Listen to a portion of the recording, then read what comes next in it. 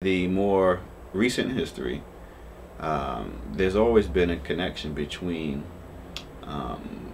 sort of urban, particularly urban male, African American or people of color male culture,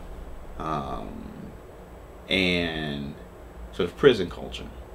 And we've seen as the rise in the number of African American males in particular,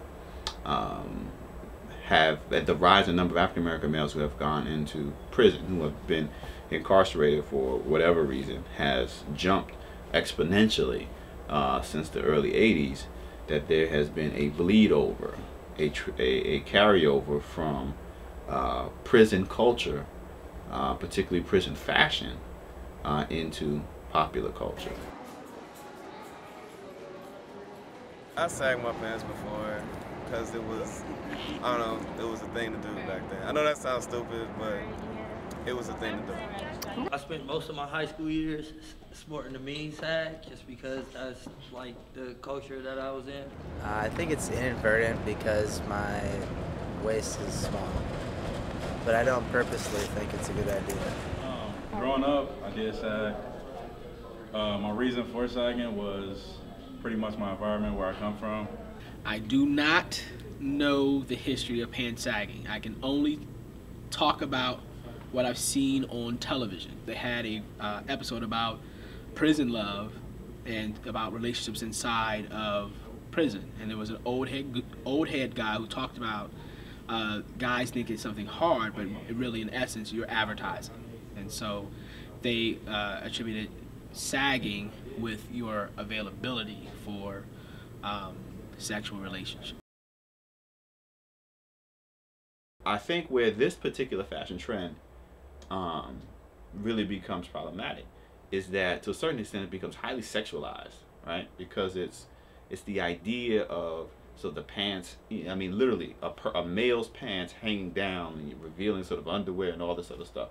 And it becomes sort of the sexualized expression. And we all know that African Americans, both men and women, are entirely too sexualized by the general public in terms of their interpretation. So it feeds into this sort of dominant, dominant stereotypes.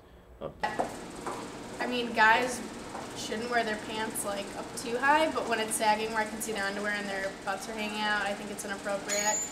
But like a little bit of like the underwear waistband, I think is fine. I think it's attractive. I agree with that. I don't want to see your old butt hanging out. That's kind of juvenile, I think. If his pants were sagging and underneath his butt, and I could see his butt, I don't think it's attractive. I'd be turned off. It's childish. I feel like it looks unprofessional. It's nice when we were in middle school and high school, but now here in college, like, it's not something I would want to see if I was trying to interview you or date you. This wouldn't be good. I think it's immaturity.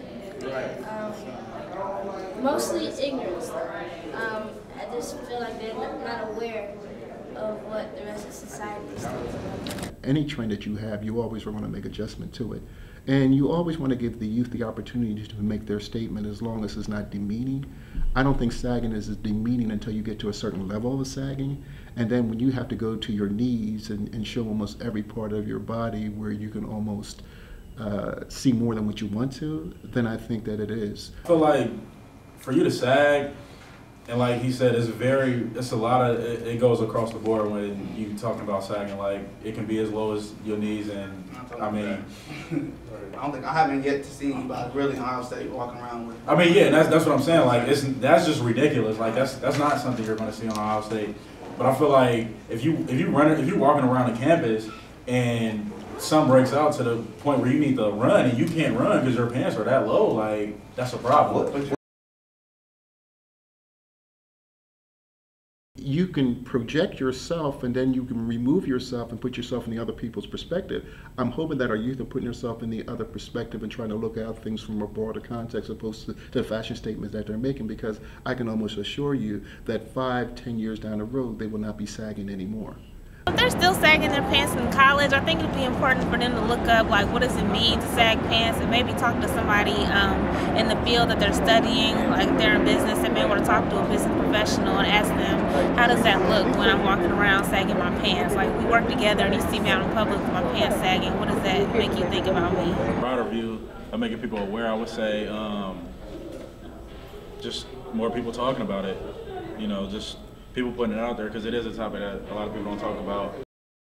I didn't think it was that bad. Like, it didn't have nothing to do with me. But, like, after that meeting, like, it just makes you more aware that other people besides your, like, peers are looking at you. You are moving into a professional environment in which not only you are judged not only by what you say and what you do, but also how you look and appear.